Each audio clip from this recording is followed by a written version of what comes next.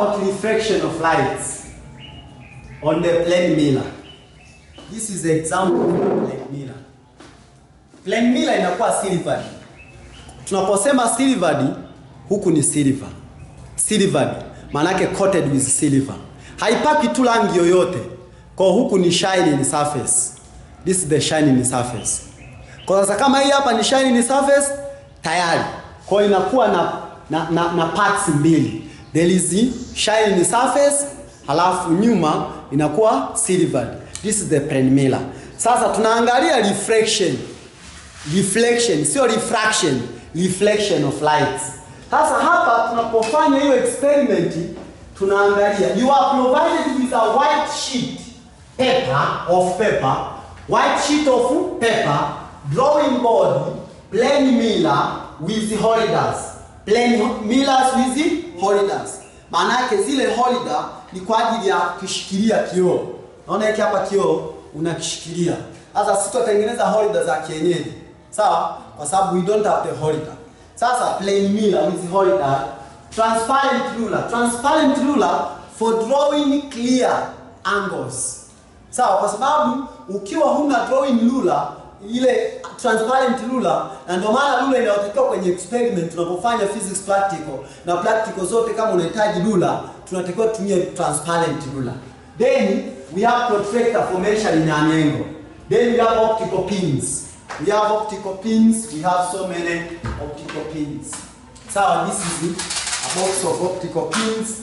Then we have thumb pins. Then we proceed as follows. Put the drawing paper on the drawing board using the thumb pins and draw two straight lines AB and CD to enclose an angle of alpha is equal to 10. Means one of the line, you draw one line like this one. This is a line. Kwa mstari wako namna hii. Kwa mstari unauita AB. This is the AB. Then unachora mstari mwingine kiasi kwamba enclose an angle of this one. Draw line through or making 75. Sasa kati unachora mstari mwingine ambapo hiyo mistari ita-intersect, lakini itatengeneza nyuzi 10 degree. Sasa unatumia protractor. Mimi nayo protractor hii hapa. This is the protractor. Sasa nataka nichore mstari mwingine hapa hivi. Yote ni straight line. Lakini huo mstari upite kwenye 10 degree. Kwa hiyo naweka rula yangu namna hii. Na protractor zote ni transparent. Hii ni ya ubaoni. Then here it is 10. 10 ni hapa. This is a 10. Kwa sasa kama mimi nimesema this is 10, labda nimechagua hapa hivi, labda ndio ije ipita hapa. Kwa maana hiyo hapa ndo vertex of an angle. The vertex of an angle, then nataka mimi determine 10. 10 is right here. Then mimi nachora sasa mstari mwingine namna hiyo. Kufuata hapa. Kupita kwenye vertex hiyo.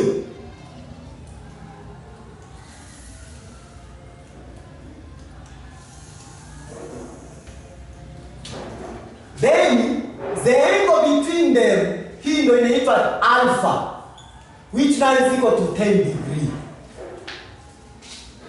Kwa sasa hizi zote ni vioo. Sasa hivi vyote ni nini? Hapa ndipo nimesema nini? Vertex. Sasa hiki ni kioo. Plane mirror. This is the silver side. And this is the silver side. Sasa the angle between them, kati ya huu mstari na huu mstari, kuna kuwepo na 10 degree. Sasa kioo sasa, kisha nachora nyuzi, nimeambiwa draw the line through O. This is the O. This is the C, D. We have line AB, here it is. This is line CD. Kwa kuna kuwepo na mstari huu na mstari huu. Haijalishi utakapozichora wewe. Lakini angle sasa inayofuata making from point O. This is point O. With AB, then insert optical pins P and Q on this line.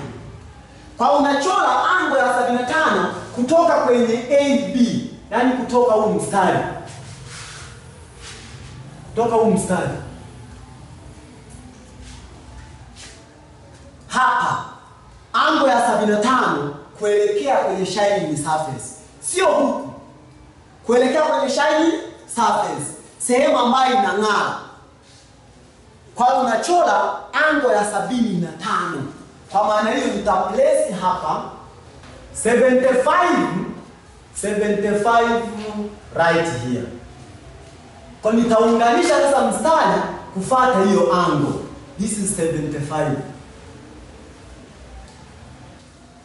Kwa hiyo the angle here, this angle from here up to here is 75 degree. Yani kutoka hapa mpaka hapa, kutoka AB. Na sio hii hapa CD. AB 75. Sasa huu mstari ndio utaweka pin ambayo moja umeambiwa itakuwa P. Halafu nyingine itakuwa Q. Then you place the reflecting surface of the plane mirror AB, of the mirror AB, place other optical pins R and S to appear in a straight line with the image of P and Q. Sasa kioo ndo hiki plane mirror, kwa hiyo unaiweka hapa.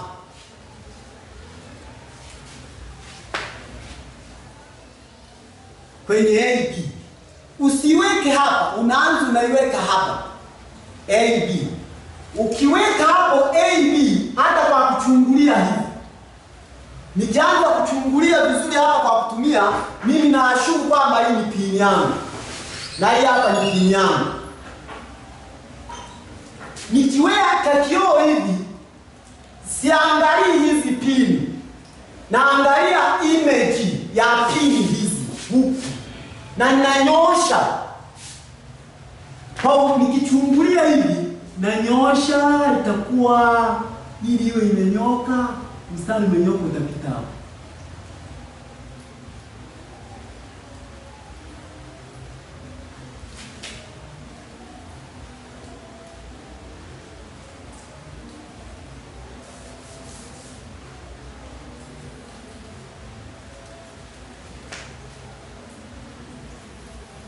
Yaani huu mstari umepatikana kwa zile pin sasa utanyosha kulingana na image yako. Unapochungulia hivi unaangalia iko wapi. Huu ndio mstari wangu umenyoka. Kumbe mstari wangu umenyoka hapa.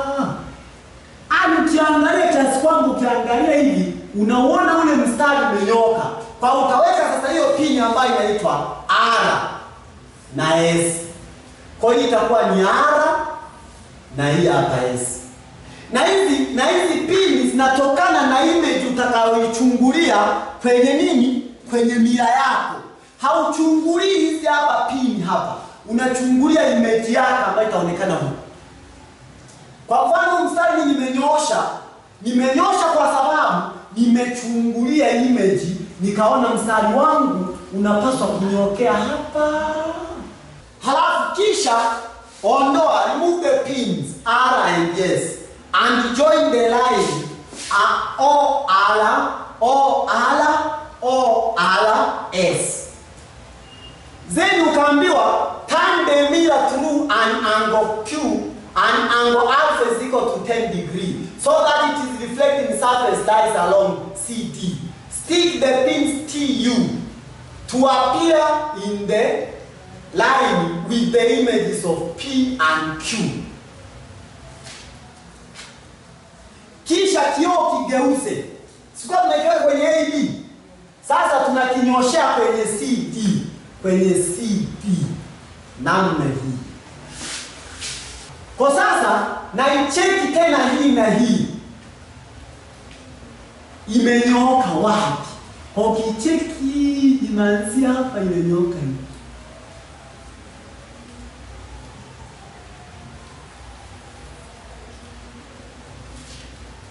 Sasa hapa ni kwenye mchoro, lakini experiment utakapokuja kufanya utakuwa unazilenga kwa kulenga. Yaani jicho moja unafumba hivi, hapo na check.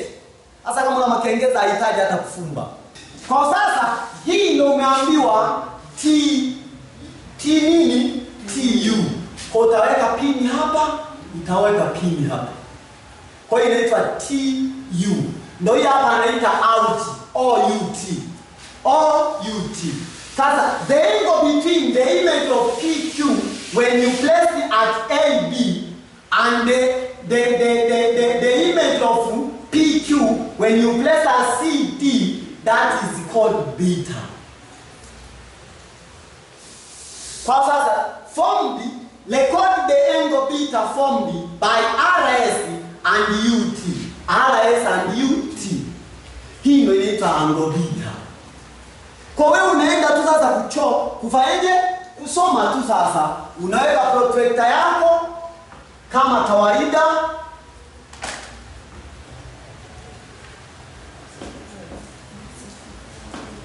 Kwa mujibu wa mchoro wetu hapa tumechungulia, itatuletea 30. Kwa hiyo hii hapa, kwa hiyo alpha, when alpha is equal to 10 but beta is equal now to 30 degree. Kwa utaendelea hivyo sasa, you proceed with the 15, 20, 25 and 30 degree. Kwa unaendelea, kama alpha itakuwa ni 15, je, beta itakuwa ngapi? Kama alpha itakuwa 20, then beta itakuwa ngapi? Then 25 for what? Kwa hivyo tu ambapo ukipewa hiyo mifua unaweka tu kwenye CD, unachungulia, unaweka pini zako. Unaweka kwenye AB, CD. AB, kwa maana hiyo umenyosha hivi, baadaye unapinda kidogo hivi. Lakini unapinda kidogo kwa nini? Kwa sababu ya angle ulioitengeneza. Put the drawing paper on the drawing board using the thumb pencil and draw two straight lines AB and CD to enclose an angle of alpha is equal to 10 degrees. Now this is a plain paper. Now you pin it so as it can not rotate and destroy. It cannot rotate. You pin it. Na ipini ili siweze kuzunguka na kuharibu ango yako. Namna hii. Namna hii. Now it is not free to rotate. Now, but I have to be very careful with these pins because they may form an image in the plane mirror. So what I have to do is to make sure that one of the pins do not appear on the plane mirror, because when they appear on the plane mirror, they destroys your experiment, because some of the image will appear this way, they will appear the image on the plane mirror. But I'm not so interested in these pins. What I am interested is what I'm going to do. So the first thing is you pin your plain paper that you are going to draw your diagram so as it may not rotate. Ili siweze kuzunguka. Ikizunguka inaweza kuharibu ango zako ambazo utakuwa unazichora hapa. Then the second step, I have to draw the straight line. And this is a premiere. I can even approximate a line that I need.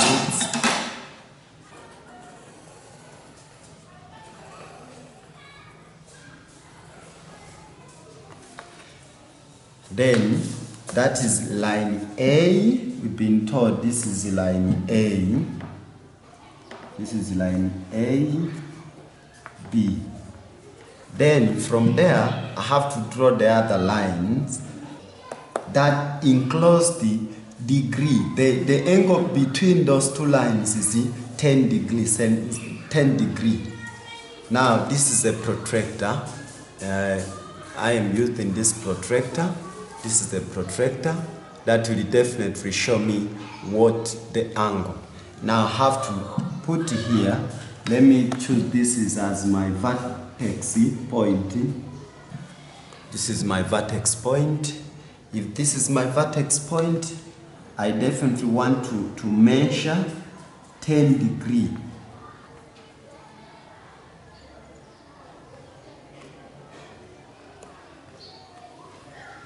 So here it is 10 degrees. This is a line that I've made 10 degrees.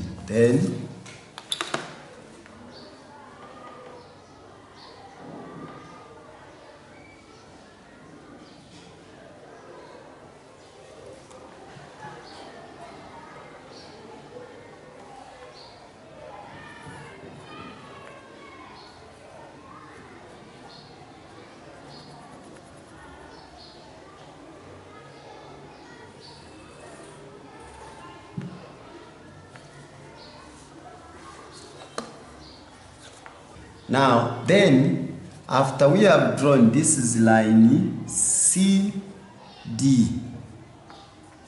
Then this is the side of silvered side. Kwa hii ni upande ambapo imewekwa rangi. And this is an angle between, that is alpha is equal now to 10 degrees. Then I got to be very careful. This is the other silvered side. Now the second procedure, AB, draw the line through O, making 70. This is O. This is the O, and this is the CD. This is the AB. Making 75 degrees with AB. Now from here, it is where now we've been taught tuchole pembe ya 75 kutoka kwenye mstari wa AB kwenye O, kwenye point ya O, degree 75 degree. Now it is something that I need to set it here.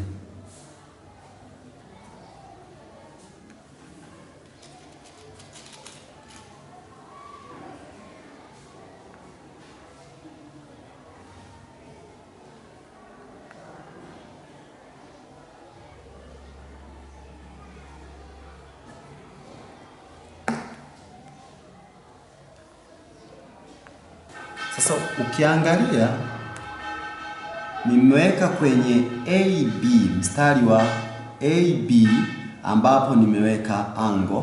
Nataka nipime angle kutoka AB 75. Ukiangalia this is 70 and this is 8. 75 is between 70 and 80. So this is between. Sasa utaona hii pin ambapo nimeplace hapa ndipo ina determine this is the angle of 75. Kwa sababu nimeambiwa nipime pembe kutoka kwenye mstari wa AB kutoka kwenye point O kama vertex ili nipate angle ya 75. Sasa ukiangalia hapa, hii ndio angle ya 75. Kwa 75 ni hapa hivi ambapo nimeweka. Kwa hiyo naweka alama then na draw na chola mstari kwenda kwenye point O. I join the line to point O.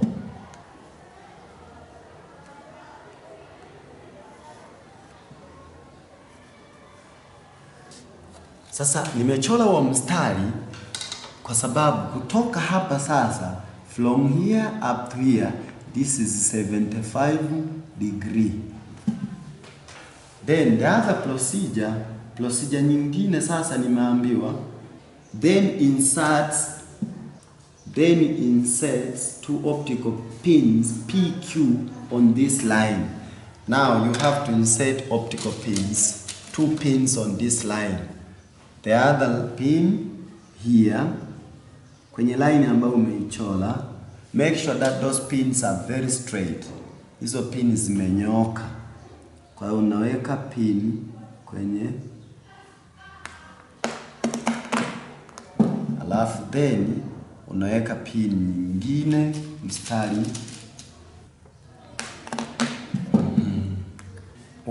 Hizi umeambiwa hii pin, kwa hii ni P, hii ni P na hii hapa ni Q. Then kutoka hapo ukaambiwa place the reflecting surface of the mirror along AB, place other optical pins R so as to appear straight line with the image. Sasa unaweka sasa hii plane mirror, this is the plane mirror, unaiweka kwenye mstari wa AB.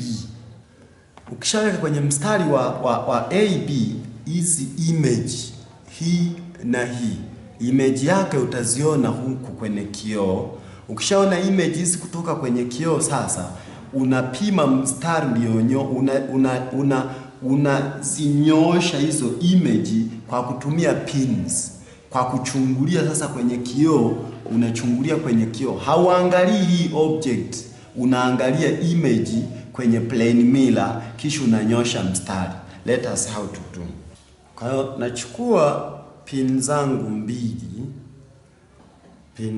mbili ambazo ni hizi, ambazo nitahakikisha sasa zinanipa image. Now nahakikisha sasa nimeplace kioo changu, nimeweka kioo changu. Sasa nikishaweka kioo hivi, nachungulia image za P, nazinyoosha.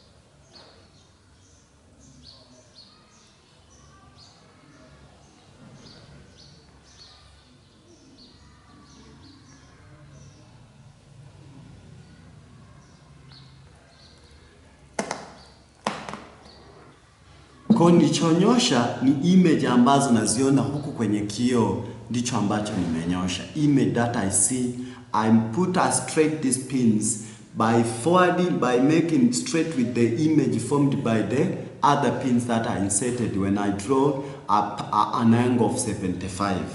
That's all.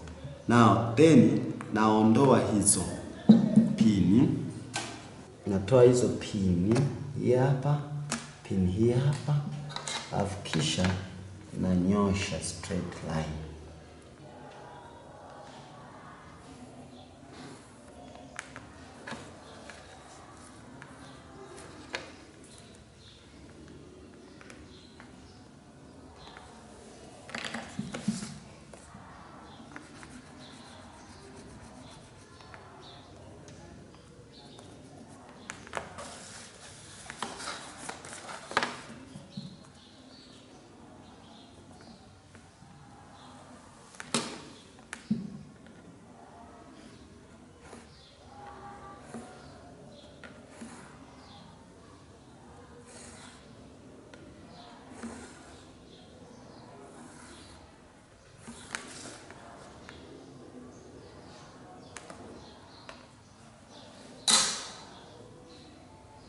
Then procedure nyingine nimeambiwa ni chole sasa nini, replace the mirror and this one, remove the pins R and S and join the lines OA. This is the O and this is the R and this is the S. Turn the mirror through an angle alpha is equal to 10 degrees, so as it is reflecting surface lies along CD. Then baada ya kuweka sasa A, this is the AB, unaitoa kioo unakiweka kwenye line nyingine ambayo ulichora, ambayo kwa pamoja zilitengeneza CD, zilitengeneza angle ya 10 angle. Unaweka tena, unatafuta tena surface hiyo, kisha tena unaangalia image ya hizo pins, halafu na make straight na zile image za hizo pins.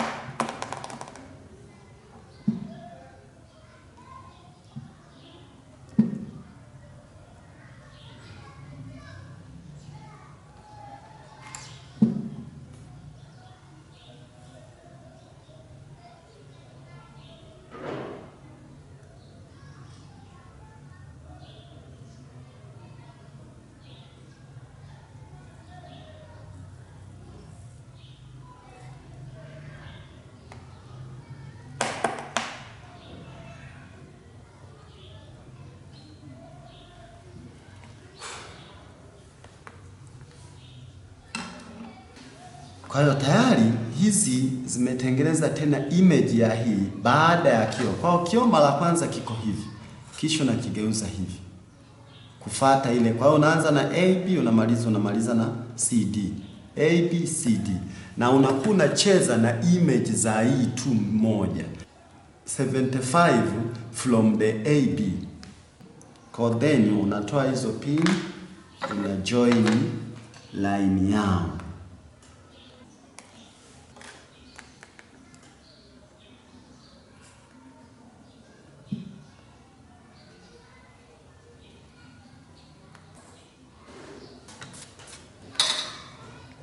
Then you measure the angle between RS and the angle ambayo imesababishwa na line AB baada ya kutafuta image zake, na angle ambayo imesababishwa na line CD baada ya kutafuta image yake. Kuna kuwepo na mistari miwili ambayo ni mstari huu na mstari huu. Hii hapa angle ndio inaitwa beta. Unaipima sasa. Then you may even remove your optical pins. Then you can even measure that angle. The angle now is 15. The angle is 15. Now here it is 15 degree. Now that is the alpha angle. Sasa unafanya hivyo kwa nanili nyingine.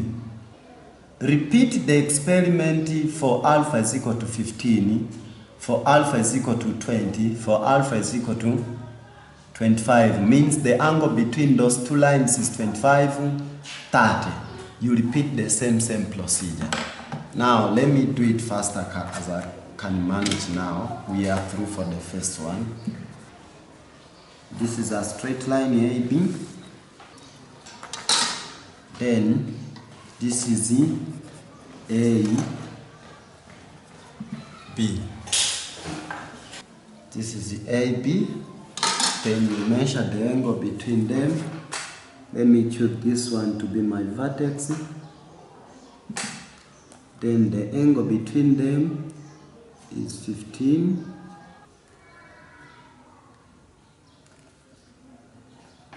The angle between them is 15. This is the angle between them.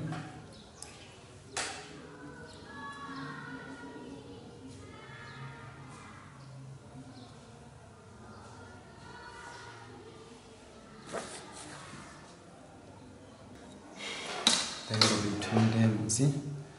Now this is C.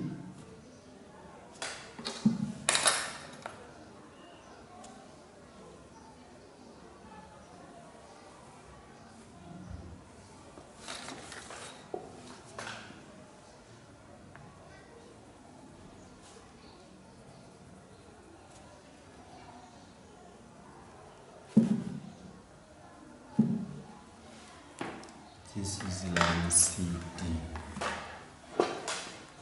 This is C, D.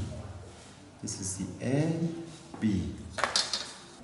You draw an angle from AB, and this is the O, but also this is the 15 degree. This is the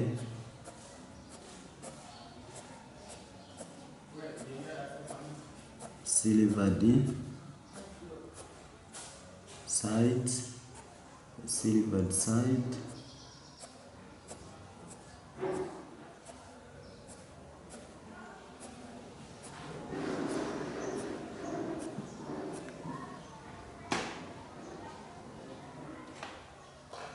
Then you draw an angle from AB 75.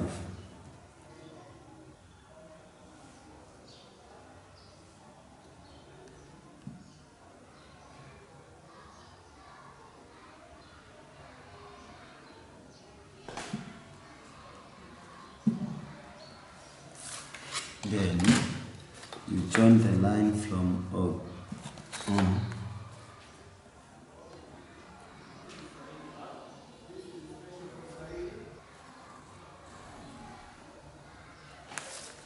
So this angle is equal now to 75. After there, you place the mirror on, then you put the pin on this line, PQ, so as they are straight to each other. Then you place your mirror, unaweka kioo kwenye line AB, halafu natazama image zake. This is line AB. This is line AB. Unatazama image zake.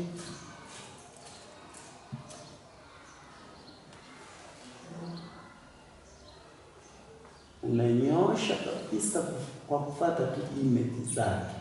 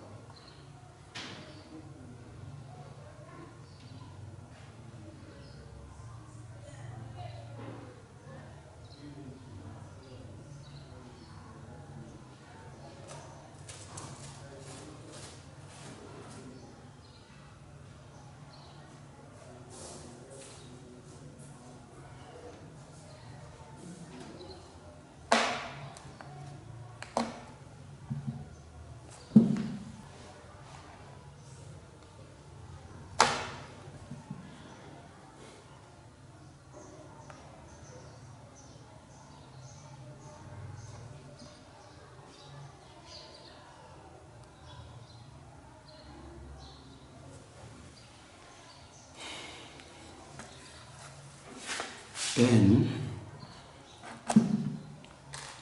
nyosha sasa straight line,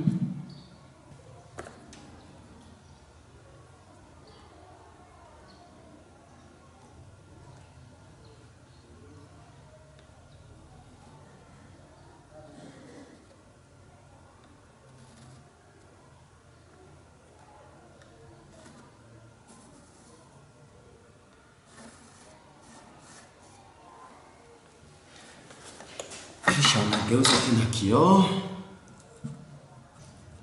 unaweka kwenye CD.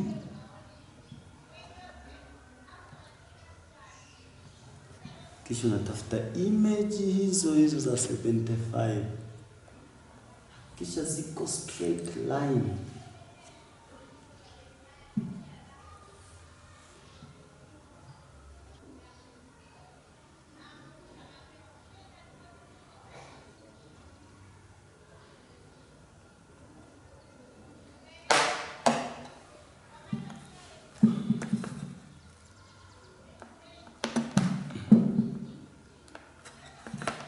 Unachora line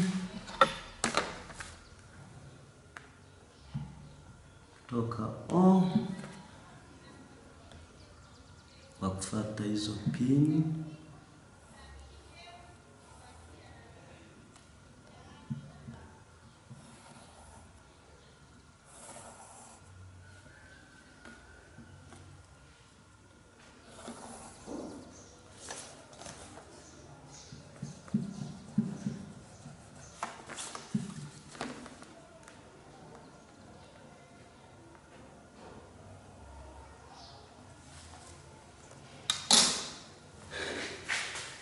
Kisha unapima angle kati ya hizo image mbili. Line image ya kwanza na line image ya pili. Line image ambayo imetokana na kuweka kioo kwenye AB na line image ambayo imetokana na kuweka kioo kwenye CD, ambapo katikati yao kuna kuwepo na angle ambao ndo tunaita beta. The angle between katikati sasa ya line unaachana na, usipime kati ya angle ambayo umeitengeneza hii, kwa sababu tunakuwepo na mistari miwili.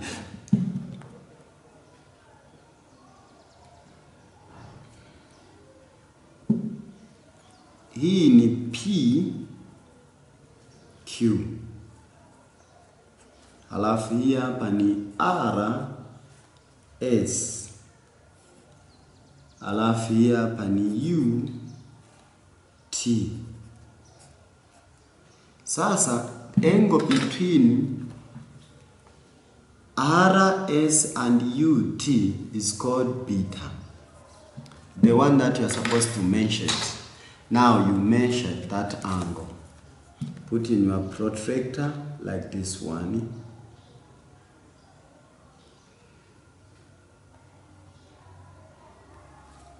Then you can see the angle is between 20 and 30. Now that is 35. Now beta is equal to 25, not 35, sorry. 25, because the angle is between 20 and 30. That is 25. Kwa tayari beta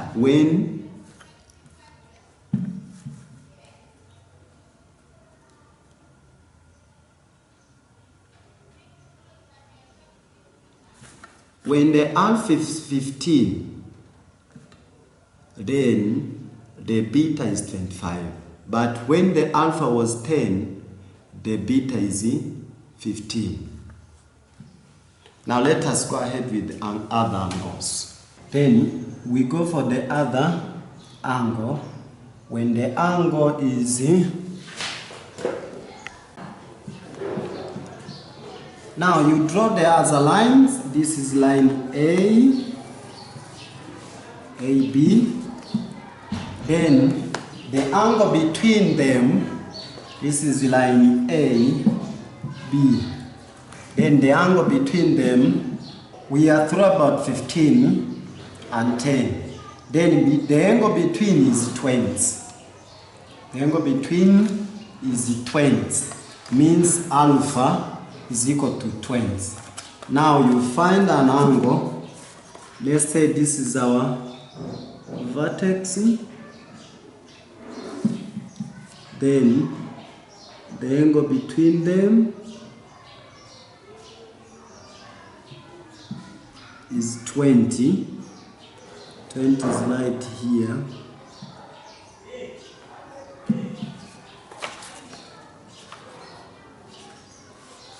The angle between them is 20.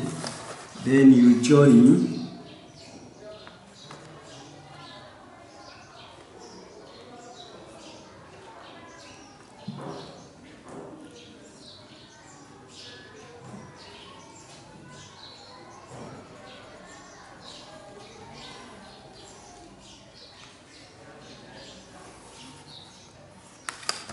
now the angle between is alpha is equal to 20 degree.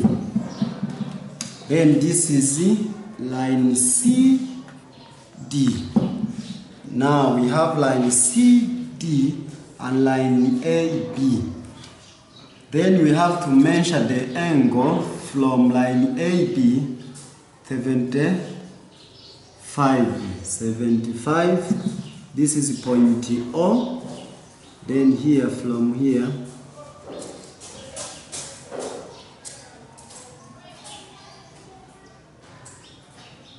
75 is definitely here.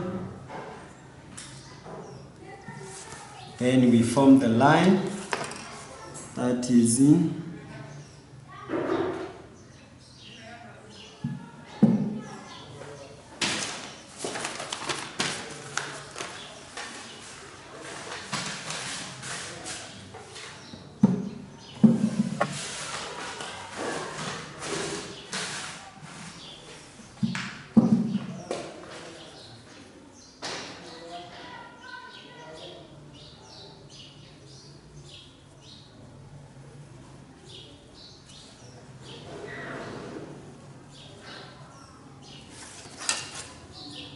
now this is O. Then the angle, this angle is from AB, which is equal to 75 degree, and this is 20. Then this is the silvered size of the mirror.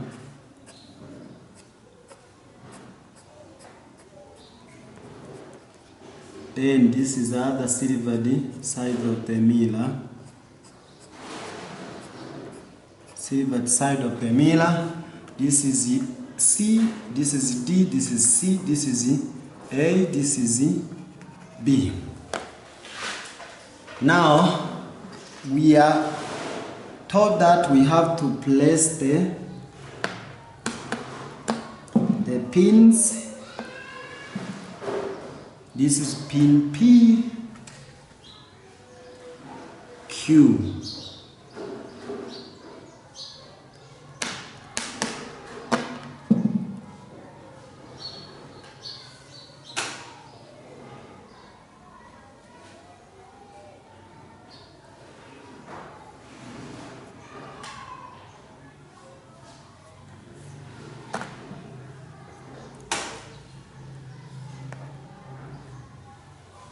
Then we place our plane mirror. This is our plane mirror. The shining surface, the silvered sides.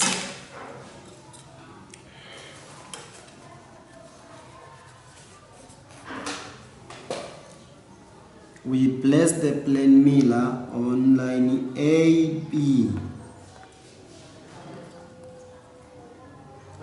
Then we put the pins straight with the image of the pins PQ. Straight with the image formed by the line PQ. You make sure that pins are straight, because if now pins are not straight, it may happen a problem.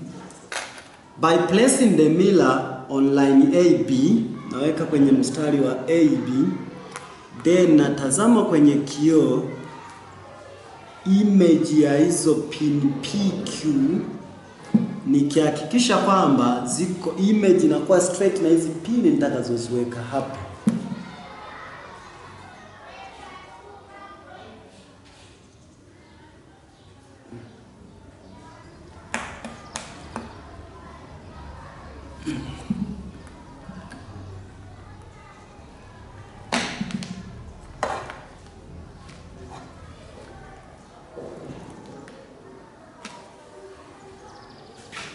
Then I remove that one. This is a reflected delay. This is instant delay, that this is reflected delay. It's where you can do things.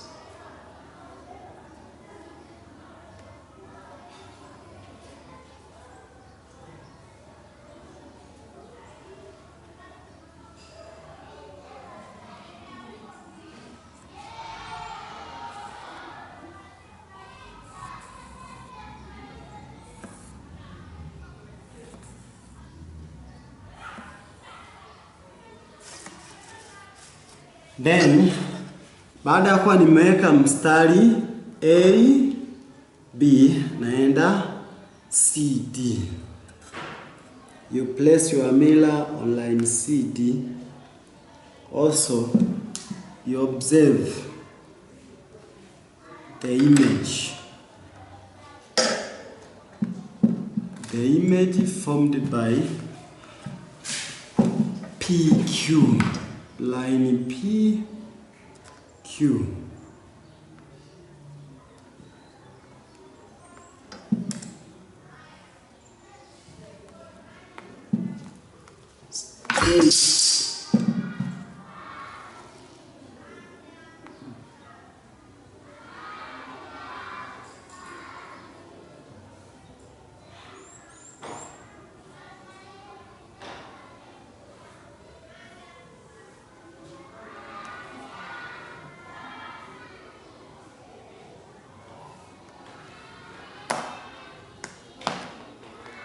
Then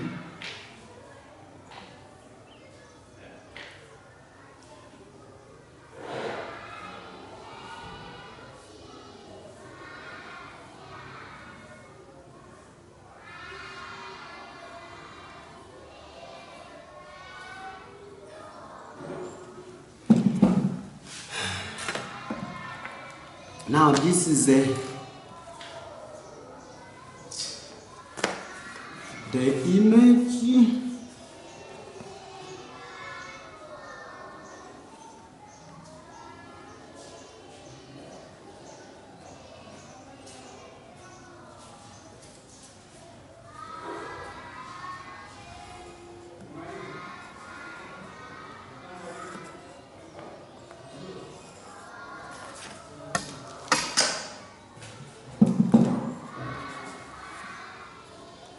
Now this is R, S,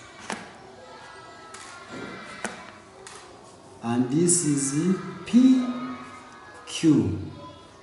Then this is U, T. Then the angle between RS and UT is called beta. Then we measure using the protractor so as we may know its size.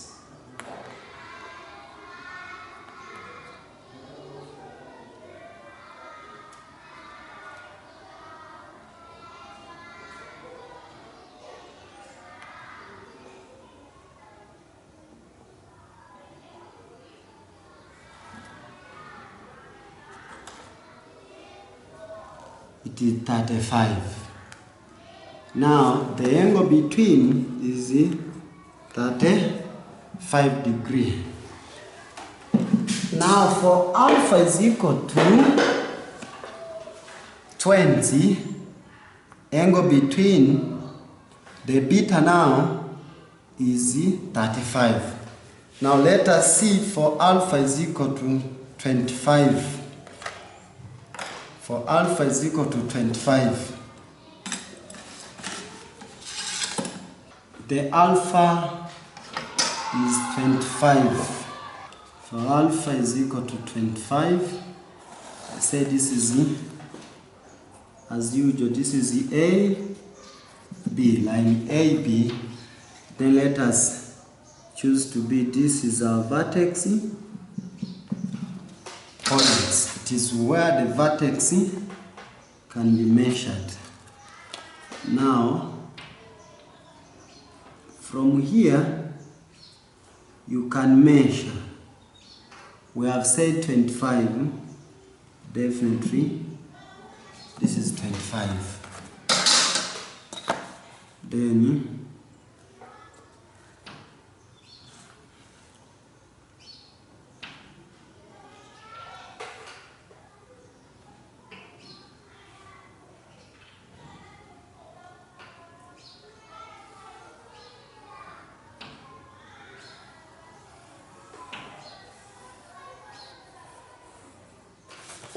now this is the line C, this is line D. Then this is the silvered side of the mirror.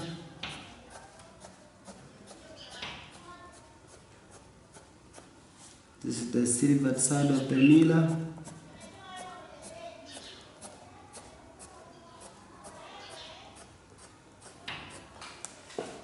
And the angle between those lines is alpha is equal to 25 degrees.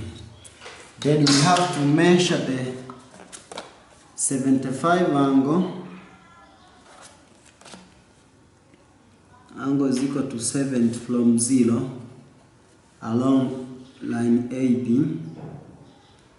This is how it does. 75 is between 70 and 80. Here it is.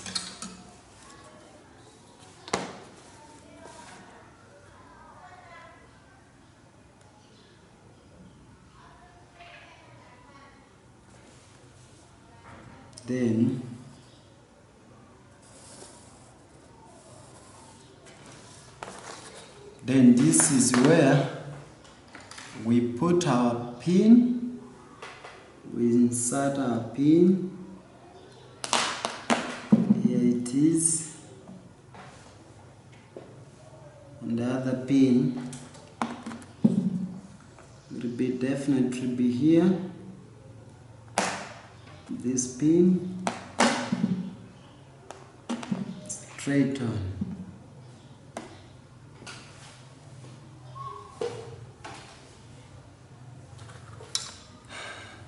This angle is 75 degrees.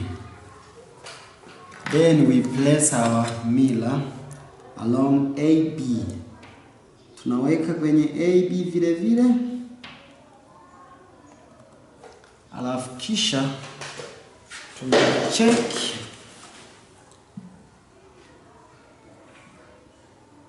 tunacheck image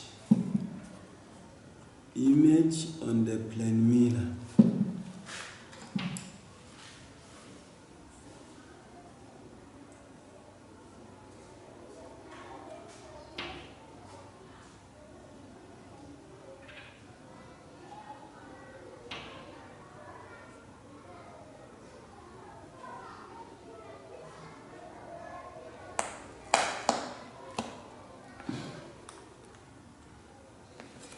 Then this is called reflected lays. You draw your reflected lays.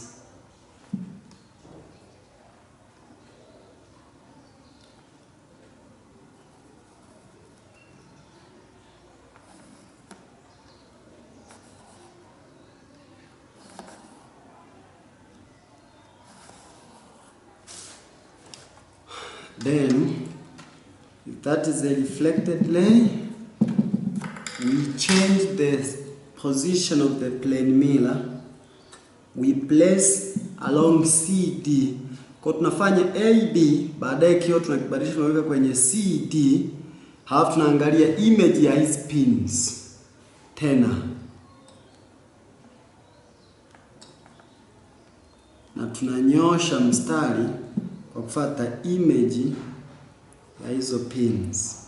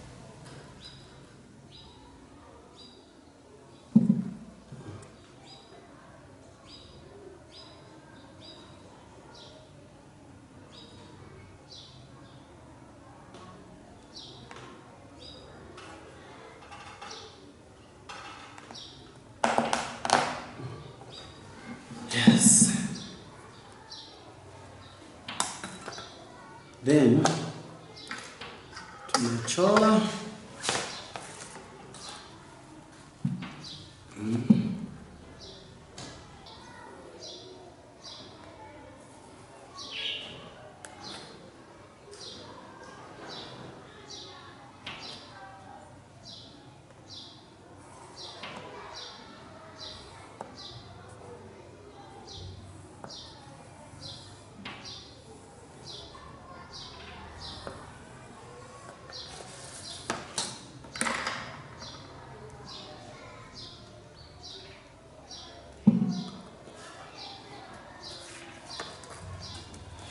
then after so, this is the RS, this is UT, OUT and ORS. Now we are looking for the angle, this is what we call it beta, that is angle TUORS.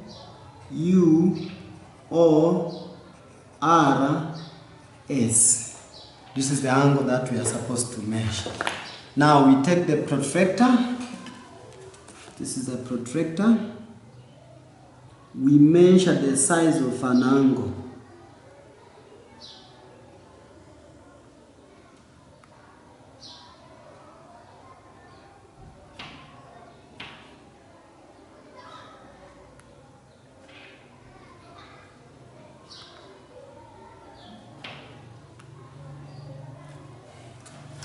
Now the angle between them is 50. Now this is equal to 50 degrees. It is 50 degrees. Now let us do for the last one. So in short,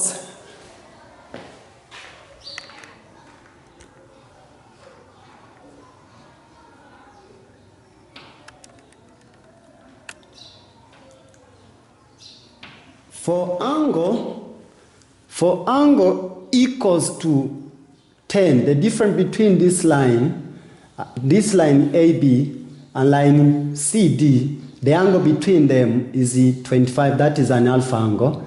Then the angle between the two reflected lay, because the first lay, it is formed after we have placed a mirror along AB. And the second lay is formed after we have placed the mirror along CD. So as we can visualize, we can see the image formed by this PQ. Now that's how we can do. But now let us do for the last experiments. This is line AB. Line A, B. Then the angle between them, let us opt this is our vertex point. Now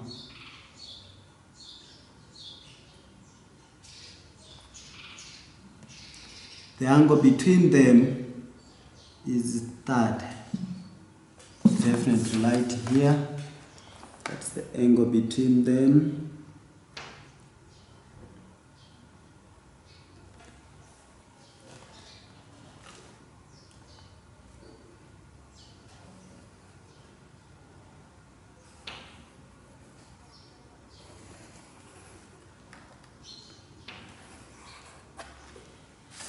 Then this is CD.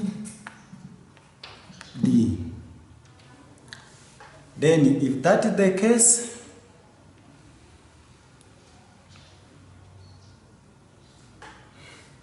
this is CD. Now this is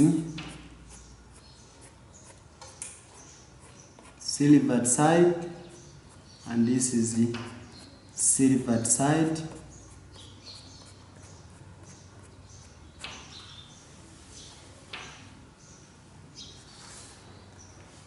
Then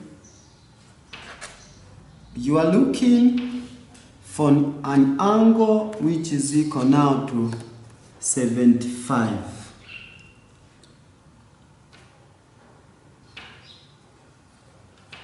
75. What if the same 75 is between 70 and 8?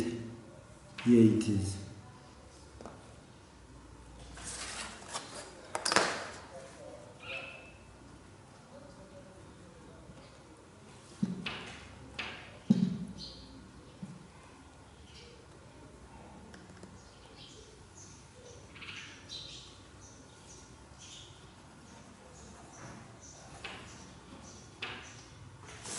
Now from here up to here, from A, O, and then we have PQ, this is 75 degrees. It is where now we can put our pins. Because that is the need of the question.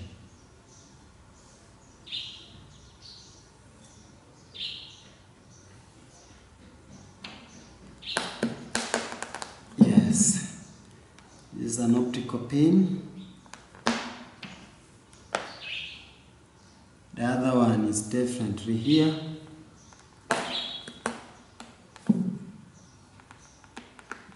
You make sure that they stand upright. They stand upright, straight, and then also upright. Yes, they are.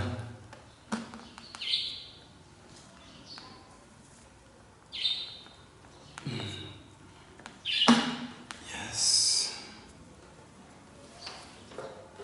They stand upright. Then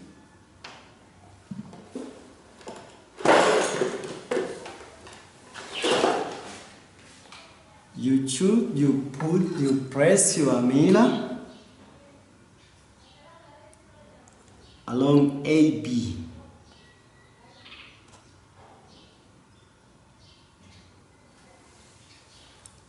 Along AB.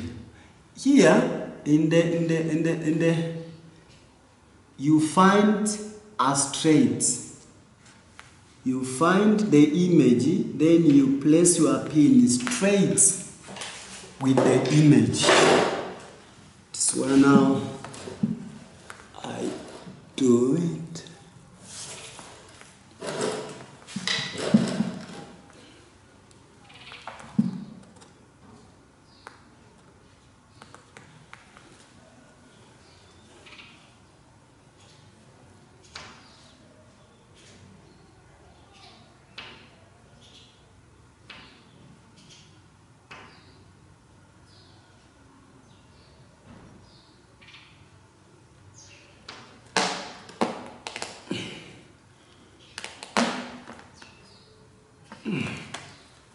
Then this is a reflected line. Then you join it with a transparent ruler, straight.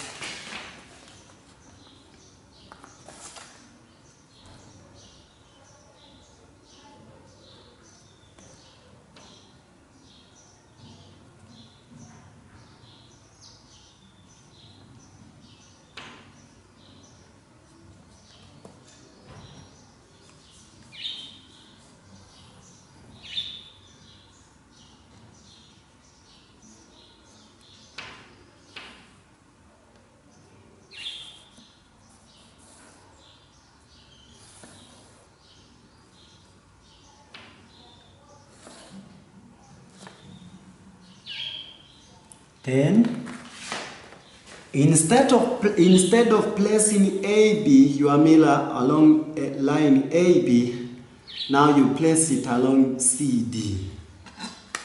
This is how it seems like.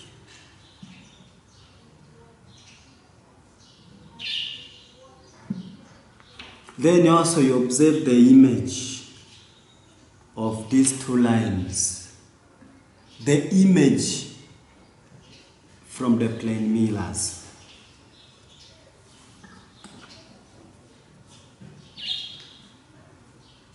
You definitely observe the image from the plane mirrors.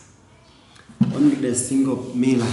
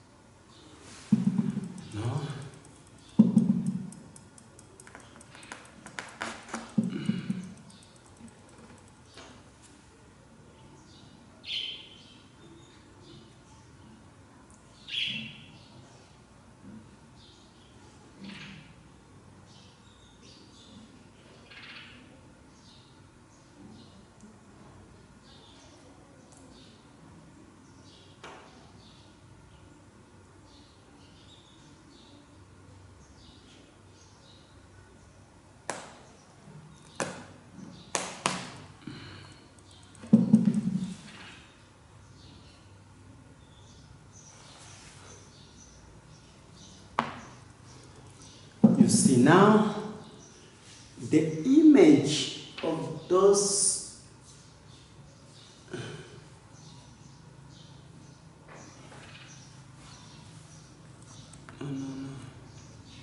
it's definitely right here. Now you see the image of this pin and this pin. They are straight on. As you can see, this is an object. You see there is image of this one, and then this is the object. So on the plane mirror, you see the image. Now you make sure that you put this pin straight with the image that are formed in the plane mirror. It is where now you keep on moving until you find, you see here they are straight each other, because you cannot see those images.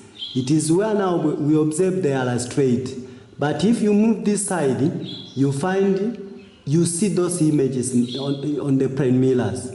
Now moving this side, you see those images. But if you keep straight here, you find there is a place right here. There is a place where you cannot see the image. Now, if now you cannot see the image, means that they are straight each other, the object that you have put and the image that is found on the plane mirror. Not straight to this one and this one. We have different for the image. You can see this is the image. If now this is the image, it is very straight to this one. You cannot even see, but you see my finger just in pointing. Now they are straight. But if you move this side, you find they are not straight. If you move this side, you see those images. You are not supposed to see. If you place this pin, don't see this one. The image of this one cannot be seen. It is where now we draw a straight line, just like this one. The first place, you were supposed to put it in this way. Then the second place, this way. Then you look in the plane mirror until you find the image are really straight. like this one. We are looking for the image of this and this, this and this. We are looking for the image. Kwa tunatafuta image kiasi kwamba image iliyoko kwenye plane mirror ambayo tunaiona pale ndiyo ambayo inatakiwa sasa itupe taswira nyingine hapo. Tunyooshe mstari kulingana na hiyo image. This is the way we do it. You close one eye. You close it. Unalifumba jicho moja like this one. Kwa sababu when you look at you look by using two eyes. You cannot find the straight line. You have to close the other eye so as to remain with a single eye like this. It is where now you can see your image is straight, because whenever you look them this way, it will be so difficult for you to find the straight line with the image formed by those pins. Then exactly this is the straight line. After there, it is where now you draw a line joining from point O to where those that you have found. Then you remove this one. You remove this one. Then you join the line, different light here.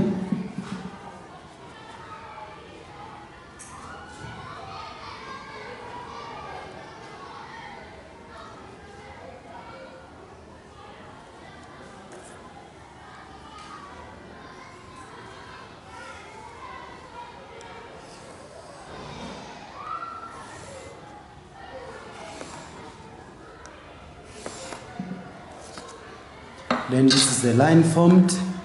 Then this is what we call it RS. Then this is UT. Then you measure the angle between RS and UT. Those lines. It is where now you measure.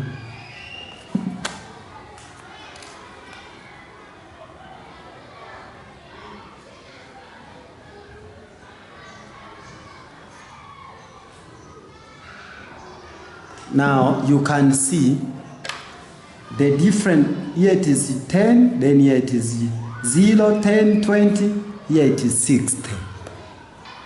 Now this is 60, it is here 60. Now the angle between them is 60. Now here it is 60 degrees. But the angle between this was equal to 30. It was equal to 30. Now alpha is equal to that one, and beta is equal now to 60 degrees.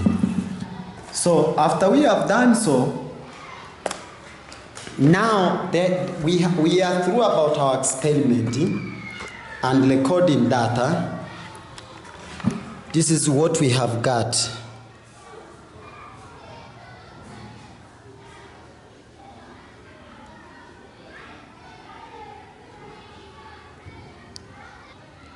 This is the angle when alpha was equal to 30.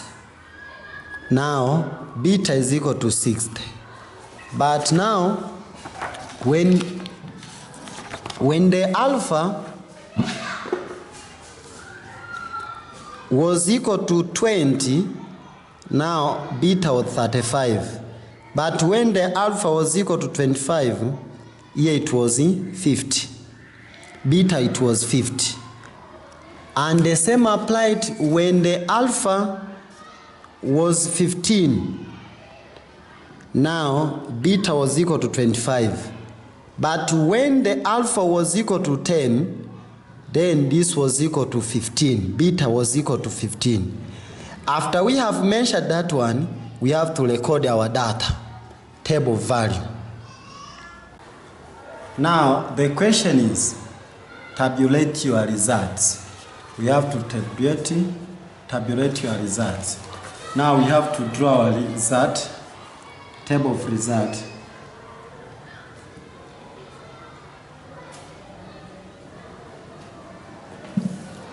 Table of results. We're talking about alpha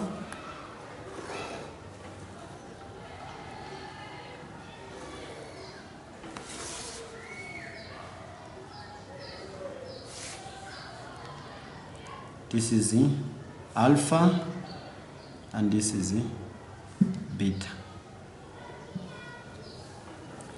From the diagram, when alpha was 10, now when alpha was 10, beta was 15 degree. When alpha was 15, beta was 25. 15 and this was 25.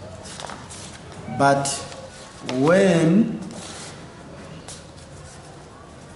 alpha was 20, beta was 35. 20 here, but it is 35. But when it was 25, here was 50. And when it was that, here it is. This is what we're talking about, 30. Then this was 60. Now this is what we call it a table of results. Now our table of results is the one that will definitely be used to determine the slope, and also it can be used to plot the graph. Now the graph we've been told here to plot is B. The graph is beta versus alpha. It is beta versus alpha. That is how the question states. Now we are definitely determining the graph of beta versus. Now this B is plotted at y-axis and this is plotted on x-axis. This is the y-axis and this is the x-axis. Now let us see how to draw the graph.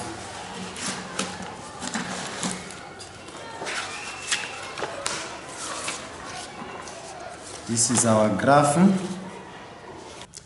Then after we have filled the table value, here it is, then we have to do something called, we have to plot our graph. Now you write the heading of the graph. The heading is written in capital letter. The graph of beta against alpha. Now we have written this one. Then you draw your line. That is the graph. Then you start drawing.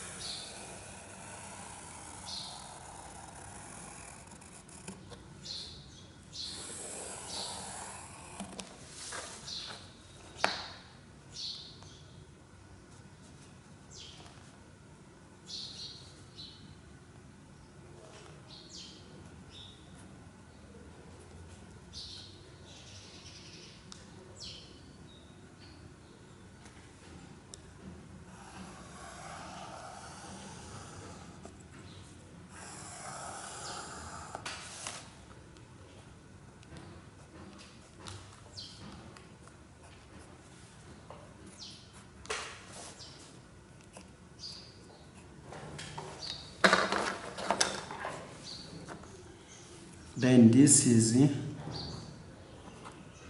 beta degree Then this is the alpha degree. But they are measured in terms of degree. It is where now you can say. Now you start labeling your alpha axis by following the principle. From the table of value, the table of results, beta it is 15 up to 60. And then alpha it is 10 up to 30. You have to know how many lines you have got here. So as you got 60.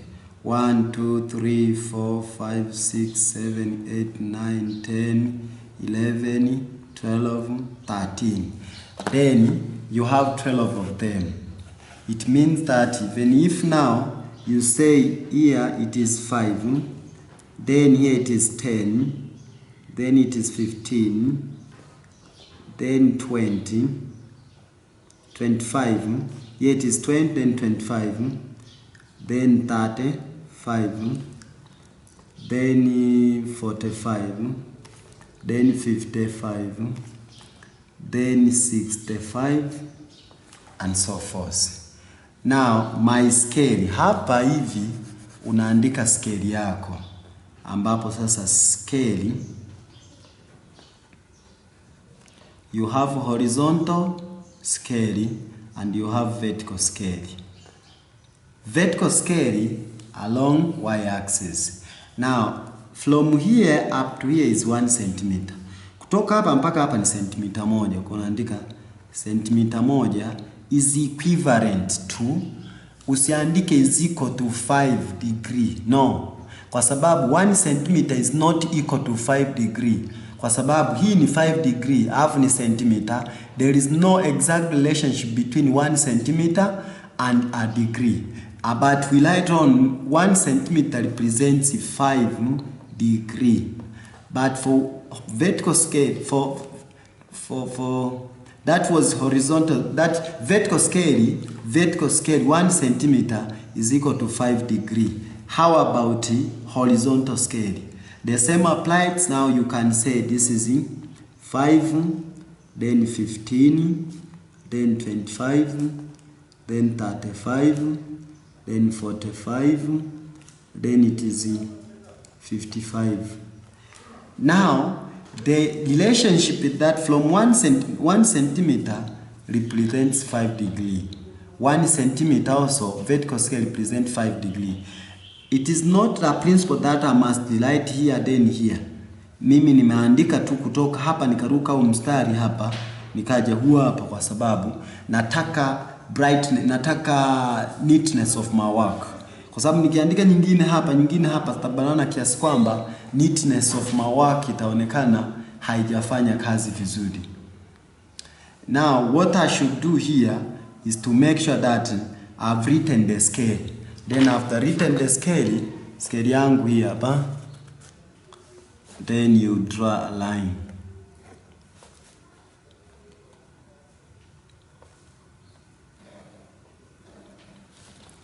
Sasa nimeshamaliza scale, nimesha label hapa. Then naanza kurepresent my data ambazo ni hizi hapa. When 10, alpha is 10, now beta is 15. Alpha is 10 right here, then 15 definitely here.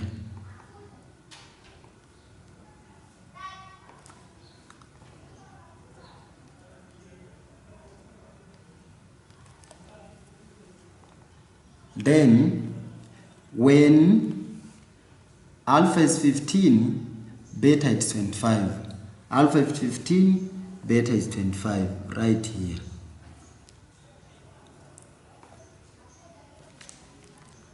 Then when alpha is 20, beta is 35. 20 is right here, 35 is definitely here. But when alpha is 25, but beta is 50. 25 is definitely right here, then here it is 50, right here.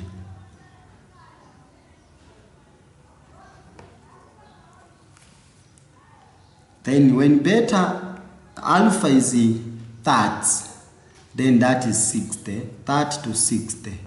definitely here.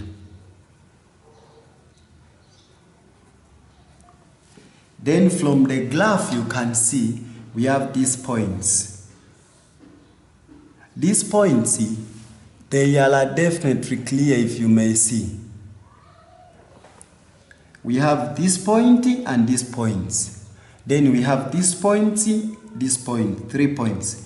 These points are the straight each other, but these 3 points also are the straight. So we have to choose at least 3 of the points that are on the straight line. Kwa sasa hizi hapa na hii hapa ziko straight. Lakini hii hapa inajitegemea. Ukinyoosha lula unaunganisha zile point zako. At least uwe na point 3 ambazo ziko kwenye line moja. At least point 3. Hasa ukiangaliza hapa point 2 na zenyewe ziko kwenye straight line. Kiasi kwamba zinakubali tu kupita kwenye origin. Lakini vile vile hii hapa ziko 2 ambazo na zenyewe zinakubali tu, na zozote utakazochola kama unaangalia hapa hivi. Hizi hapa 2. Hizi hapa 2 zinapita kwenye origin. Hizi hapa 2 na zenyewe zinapita, hazipiti kwenye origin. Sasa unachola, choose hizi, unachola hizi hapa, unachola hizi hapa. You choose.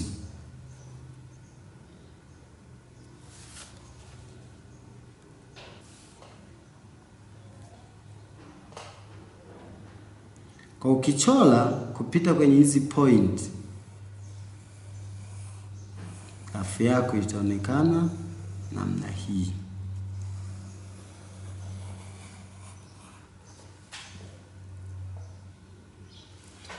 Ukichola hii hapa point, graph yako itaonekana kwenye straight line. Tapita kwenye original.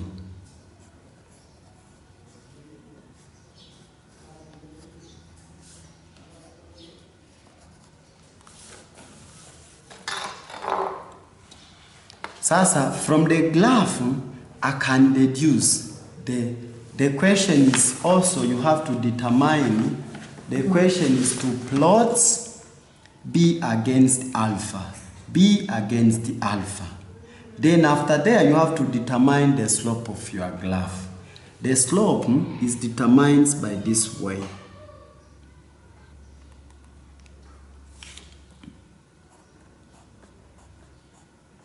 You choose, this is a point. Kwa nachagua point ambayo itanioneshea slope, ambao this is the point ambazo nimezichoose.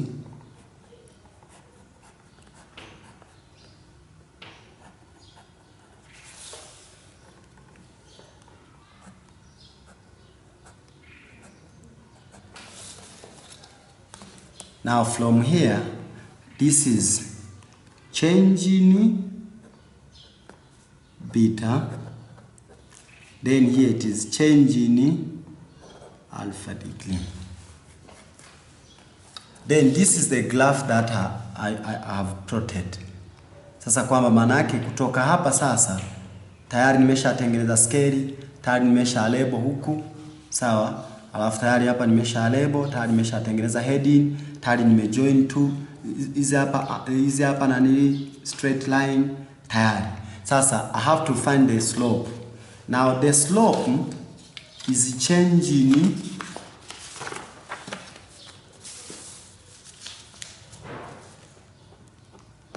to determine the slope, that is the gradient, that is to change in y over change in x. But here we are not talking about y and x. We are talking about in y we have change in beta over change in alpha. Now from the selected points we have beta 2 minus beta 1 over alpha 2 minus beta alpha 1. That is to say, sasa kutoka hapa tayari, kutoka hapa sasa sisi tunaweza tukadeduce point zetu kwamba tunataka x hii hapa. Kwa hiyo tutaanzia, we start from here. tunaanzia hapa, then this is called as alpha. Now we have beta. This is beta 1, that is 35. That is beta 1, that is 35, that is beta 1. Then this is 1, it is alpha 1 right here, which is equal now to 20. Now we say we have beta 1 is equal to 35. Then alpha 1 is equal now to 20. Then we have beta 2, which now is equal now, beta 2, it is here. And then alpha 2 is equal, alpha 2 is definitely here, which is equal now to 35. Then beta 2 is light. Then you move from this one, then this one, here it is 65. It is 65. Therefore, by calculation you have those things. Unasoma kutoka hapa. Ukisha soma kuzitoka hapa, unazipata. Ukisha zipata sasa, unachukua sasa beta 2 ambao ni 65 minus the 35 over then ambao ni 35 minus 20 ambao tayari hapa itakuwa sasa ni 65 minus this one, you get that over then here it is 15. Kwa maana yake the gradients, that is slope, is equal to 30 over 15, which is equal to 2. Now therefore our slope, that is m, will be equal to 2. After we have got the slope, baada ya kuwa tumepata slope kwa hizo points, swali jingine ni kwamba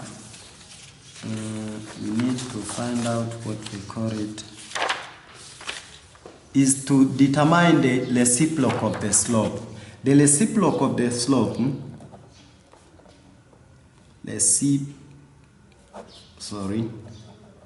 reciprocal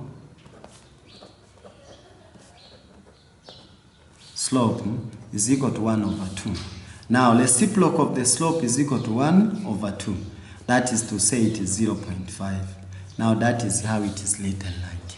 Kwa sababu tayari hapa mimi nilichokuwa natafuta ni reciprocal of the slope. Nimepata. Lakini cha msingi ni kwamba hapa kutoka kwenye grafu unatakiwa uelewe kwamba mimi napokuwa nazungumzia hivi vitu lazima mtu aelewe kwamba hapa lazima nipate heading of the graph, ambao tayari nikishapata heading of the graph ambao ni title of the graph, na tengeneza scale. Katika scale usiandike equals to, andika represents au andika is equivalent to this one. Means 1 cm is equivalent to 5 degree. 1 cm is equivalent to 5 degree. Kwa kutoka kwenye sentimita moja mpaka sentimita moja, kwa sentimita moja mpaka sentimita moja, degree 5 zimeenda. Kwa maana ukifanya hivyo utakuwa sasa una scale yako imekuwa imeenda sawa. After plotting the scale, hapa sasa ndio unaanza kuchora kwamba nikianzia na pointi hii x hapa, x2 hapa, nikija huku y1 hapa, y2 ni hapa. Kwa hivi vitu vinakuwa katika principle ya namna hiyo. That's where we do it. After then, the questions was all about find the reciprocal of determine the slope of the graph, plot the graph of this one. Tumeshamaliza kurepresent namna ambavyo zinakuwa. That is all about. Hapa ndipo tunavyoweza kufanya sasa kwamba we are showing how the reflection of light is formed on the plane mirror or the shining surface. Kwa sababu plane mirror ina represent shining surface. Kwa maana reflection, that is how it does. Kwa utaona kabisa kwamba hii, kwa mfano hii ilikuwa ina reflect kwamba nilipoweka hivi ilipiga hii hapa alafu hii hapa ikareflect. Lakini nilipogeuza tena kioo hivi ilipiga hii hapa alafu hii hapa ikareflect. We talking about reflection of light, na kama unavyoona zote zilipogonga kwenye shining object zote zilikuwa reflected na angle of reflection tumeweza kufanya. The same applied hata kama ningeambiwa ku determine the angle of reflection ilikuwa ni rahisi kwa sababu ningeweza tukuchora hapa angle of incident, normal angle, tayari ningemaliza. That's how we do it. And that is our end of our practical for this question.